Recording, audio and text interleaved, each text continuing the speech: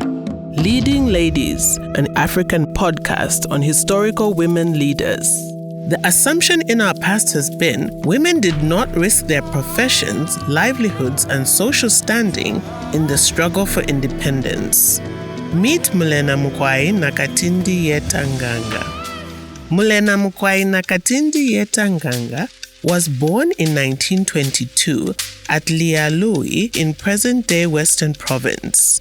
Her father was the Litunga Yeta III, the king of Barotseland. He ruled Barotseland from 1916 to 1945. She was therefore born to the title of Mukwae, which means princess in the Lozi language. Her mother was Mbile, daughter of Mulena Liswani of Masuvia in Caprivi.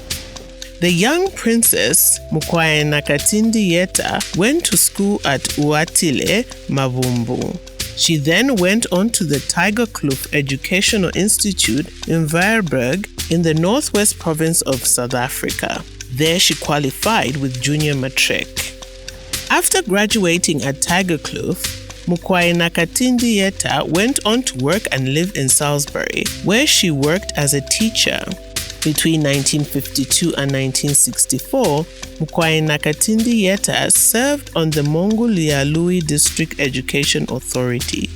She married Mr. Nganga. When she returned home, she found the political atmosphere ripe for change from the colonial rule. Mukwae Nakatindi became the first well-known woman in Barotseland to join the United National Independence Party, UNIP, which was an act of utmost bravery since at that time, Barotseland was an African National Congress ANC stronghold in Zambia. She became the first director of the UNIP Women's Brigade. The struggle for independence was full of danger and arrests. Politicians, often on the run, needed safe houses where they could hide out until danger passed. Mukwae Nakatindi gave refuge to Kenneth Kaunda in her own home for months on end prior to independence when he was under threat of arrest. Being a princess, her home was considered safe as it could not be searched by the colonial police. With independence imminent in 1962, Mukwae Nakatindi contested the Legislative Council elections in the Zambezi National Constituency. She was defeated by Job Michelo of the Northern Rhodesian African National Congress. Mukwae Nakatindi did not give up. In the 1964 general elections, Mukwae Nakatindi ran on the UNIP ticket in Nalikwanda constituency and was elected to the Legislative Council, which became the National Assembly upon independence later in the year. She became one of the first 3 elected female MPs in Zambia. Mukwae Nakatindi went on to become Parliamentary Secretary to the Minister of Labour and Social Development in 1966, the first woman to hold a junior ministerial position. The following year, Mukwae Nakatindi was appointed Parliamentary Secretary to the Minister of Mines and Cooperatives, before becoming Parliamentary Secretary to the Minister of Cooperatives, Youth and Social Development in 1967. She became the first female member of the UNIP Central Committee. Mukwae Nakatindi held the position of Director of the UNIP Women's Brigade until losing to Maria Nankolongo in internal elections in 1967.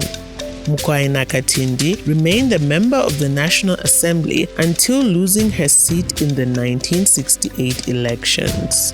When the Barotse king Semwanawina Lewanika died, the Litunga who replaced him was her uncle Godwin Bigusita.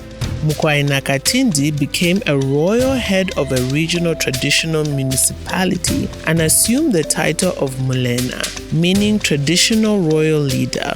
This also led to her appointment as a member of the House of Chiefs. At the same time, Kenneth Kaunda appointed Mulena Mukwae Nakatindi as the first woman district governor of Sesheke. She held these political and traditional leadership positions until her death in 1972.